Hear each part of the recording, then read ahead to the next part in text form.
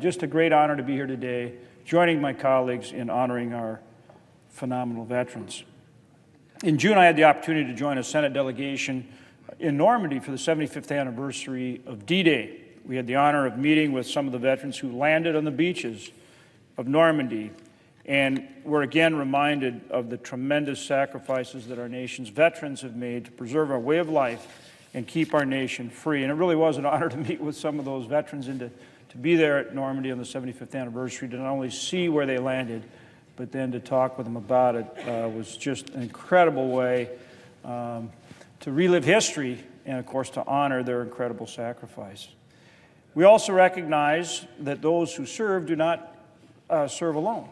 We appreciate, too, the sacrifices of their families and their loved ones who have supported them and our nation's veterans in their service and have done so throughout the history of our country and who serve today along with their veteran family member, their soldier, their husband or wife or son or daughter, whatever it may be that has donned the uniform, served this great nation.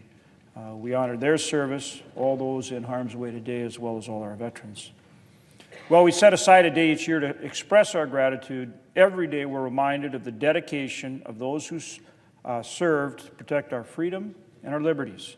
Our veterans cannot be thanked enough. Given their service and sacrifice, the least that our nation can do is uphold its commitment to provide our veterans with the health care benefits and the recognition that they have so richly earned. In the Senate, we've passed landmark legislation, including the VA Mission Act, to support our veterans and provide them with the care and the services that they have earned. The VA Mission Act strengthens the VA's ability to provide care for our veterans, and when the VA is unable to do so, gives our veterans more options to seek care in their home communities. This has been a top priority for veterans in my state. We're a rural state in North Dakota, and giving veterans more options closer to home for health care and long-term care is and must continue to be an absolute priority.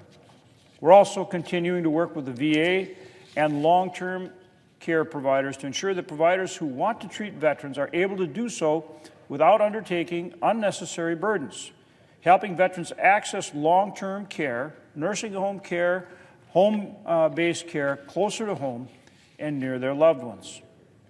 In the course of their dedicated service, our military members make sacrifices in many ways. This includes injuries both seen and unseen, and we owe our veterans the best possible care in treating these wounds. That's why we've been working to improve and strengthen the VA's mental health care and suicide prevention programs.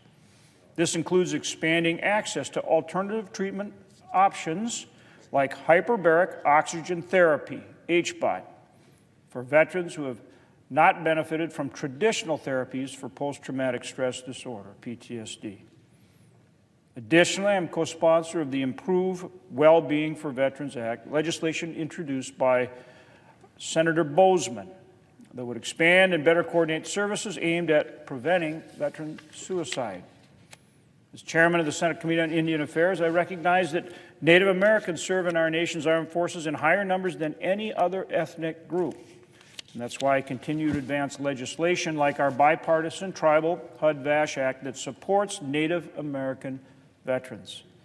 Additionally, we are working to provide our veterans with resources and opportunities to help them continue utilizing the skills they learned in the military as they transition back to civilian life. One example is our effort to help veterans receive training to be commercial pilots. Last week, the Senate passed its FY 2020 transportation funding bill with provisions from the American Aviator Act. I introduced that legislation with Senator Baldwin, bipartisan legislation, to expand commercial pilot training opportunities for our veterans.